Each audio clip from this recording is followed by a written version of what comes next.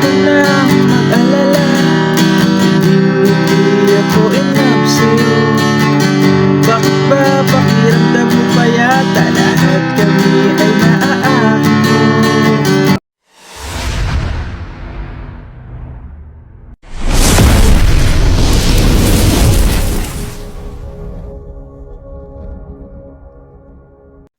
Hello mga ka-idol! So ngayon meron na naman akong ituturo sa inyong napakagandang kanta. So itong kanta na to is medyo luma na siya, no? Sa mga 90s dyan, yun lang siguro yung nakakaalam nito. Pero napakaganda nitong kanta na to. Ang title pala nito ay Silver Tooth by Parokyan Edgar. So kung familiar kayo sa kanta na to, sa title na to, alam niyo na to kung ano, okay? So, dito muna tayo sa kanyang strumming pattern. Okay, yung strumming pattern natin is ganito lang. Down, down, up, down, up. Okay, ganun kabilis, okay? Ulitin ko. Down, down, up, down, up. Lilipat ka agad ng chords, okay? So, itong chords niya mga ka-idol, 4 na piraso lang hanggang matapos na yung kanta, okay? At napakadali niya lang, wala siyang bar chords. Kaya, kayang-kaya tong tugtugin ng mga beginners, okay? So, proceed na tayo dito sa kanyang whole verse. So, yung whole verse niya rito is G. So, yung G, first string, second string, fifth string, tsaka sixth string lang, okay? Ayan yung G. Sunod is E minor. So, basic chords lang to, yung E minor, fifth string lang, tsaka fourth string, okay? E minor. Sunod is C. So, yung C, ito lang siya. Second string to, fourth string to, fifth string naman to. Okay? Ayan yung C. Sunod is D. Okay?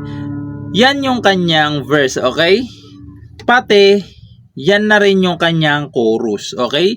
Verse pati chorus, same lang yan silang dalawa. Okay? So, kakantahan ko yung kanyang verse para mas maintindihan nyo, no? So, hindi ko lang idudugtong yung chorus. Okay? Para hindi tayo makapiright. So, ganito naman siya kapag ginantahan sa verse. Para at least alam nyo rin kung ano yung kanta na to. So, ganito siya pag ginantahan. Huwag ka na mag-alala, hindi ako in love sa'yo. Bakit ba pakiramdam mo pa yata lahat kami ay naaakit mo? Miss, bakit tigilan please ang iyong pagpapantasya? Hindi ka na nakakatuwa papag-uwi na kita sa gwardyang may batuta. Ay, ay, ay, ay, ay, ay, ay, ay, ay.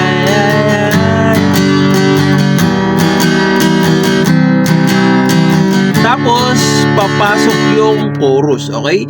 So, total same lang naman ng chords yung chorus. Sasampulan ko na lang kayo, okay? So, ganito naman siya sa chorus. Hindi ko talaga magets kung bakit ka ganyan.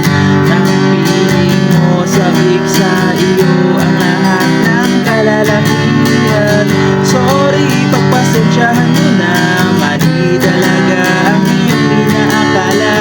Lahat kami ay nandidiri sa iyo, ikaskas mo na sana ang mukha mo sa semento. Ay, di kami na-turn on sa kutis mong kulay champurado. So, doon naman yun sa kanyang bridge, okay? Papasok yung kanyang bridge, okay? So, proceed naman tayo doon sa kanyang bridge. So, yung bridge niya naman dito mga ka-idol, doon sa di kami na-turn on sa kutis mong. So, doon yun sa bridge na. So, yung bridge niya dito is same lang, okay? Hiniwalay ko lang para hindi nga tayo makapiright, no? So, same lang. Yung G, E minor, C, D lang, okay? So, sa same lang naman, sasabihin ko na lang dito, no? Ayan, G, E minor, C, tapos D. Okay?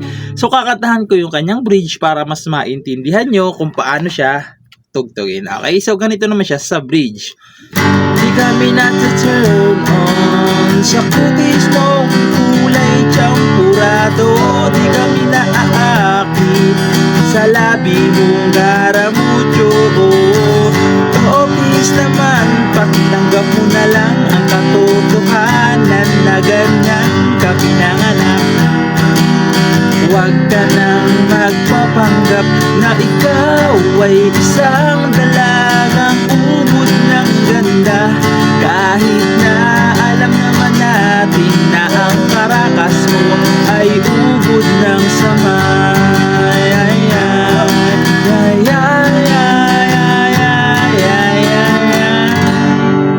So, ganun lang siya.